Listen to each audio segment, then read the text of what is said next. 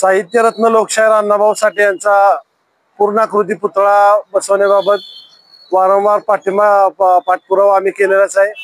त्याच अनुषंगानं पूर्णाकृती पुतळा बसवत असताना अर्धाकृती पुतळा हे नगरपालिकेच्या माध्यमातून काम करत असताना काढण्यात आलेला आहे। आणि तो पुतळा मी गेल्या वेळेही माननीय जिल्हाधिकाऱ्यांना पत्र दिलेलं आहे की तो पुतळा आमच्या संस्थेकडे आहे आणि त्या संस्थेचं नाव आहे क्रांतीवीर लहुजी वस्ताद साळवे सामाजिक शैक्षणिक संस्था।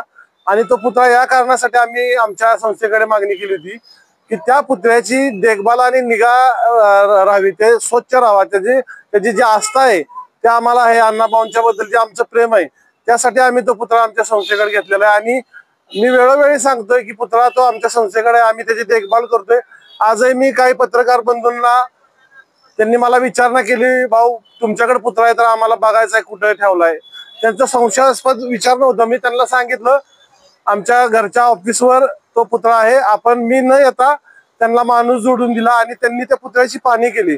आम्ही रोजची रोज त्या पुतळ्याला पुसून घेतो, स्वच्छ ठेवतो, त्याला हार घालतो आणि रोज आमच्या घरातली सर्वजण त्याला अभिवादन करत असतात।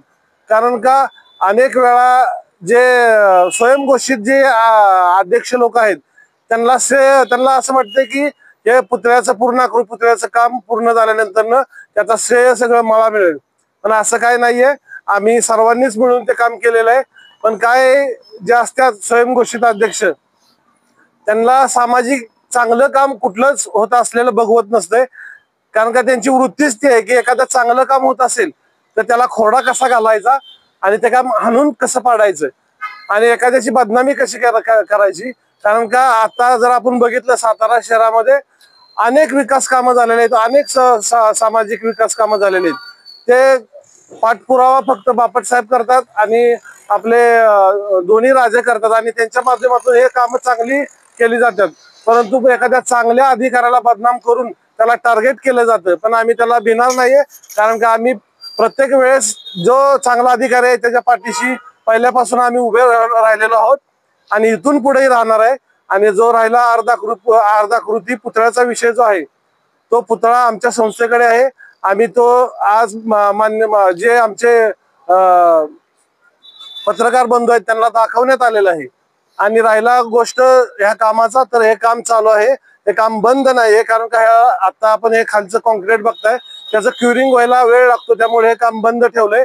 आता उद्या किंवा 2 दिवसानंतर हे इथं पेवर किंवा फरशी बसवण्याचं काम चालू होईल आणि लवकरच साहित्यरत्न लोकशाहीर अण्णाभाऊ साठे यांचा पूर्णाकृती पुतळा आपल्याला इथं उभारलेला दिसेल, मी अशी ग्वाही देतो आणि थांबतो। जय भीम, जय भारत, जय अण्णाभाऊ साठे। तसेच जो आमच्या संस्थेकडे साहित्यरत्न लोकशाहीर अण्णाभाऊ साठे यांचा अर्धाकृती पुतळा नगरपालिका प्रशासनाने दिलेला आहे, आम्ही मागणी केली होती आणि त्या अनुषंगाने त्यांनी आम्हाला तो पुतळा लेखी स्वरूपात ऑर्डर करून दिलेला आहे। पण जर नगरपालिकेने पुन्हा आम्हाला लेखी आदेश दिले की बाबा सदर्भ नगरपालिकेची असलेली प्रॉपर्टी असलेली जो अण्णाभाऊ साठे साहित्यरत्न लोकशाहीर अण्णाभाऊ साठे यांचा अर्धाकृती पुतळा आम्हाला परत देण्यात यावा, तसं जर आम्हाला लेखी पत्र मिळालं तर आम्ही पुन्हा एकदा नगरपालिकेच्या ताब्यात तो पुतळा देऊ। आम्हाला पुतळ्याबद्दल आस्था आहे, अण्णाभाऊंबद्दल आस्था आहे आणि जे कोण फपट पसारा बळीने जनतेची दिशाभूल करतात, पुतळा अडगळीत टाकलाय का कुठं टाकलाय, त्यांना चळवळीचा च माहित आहे का बघा।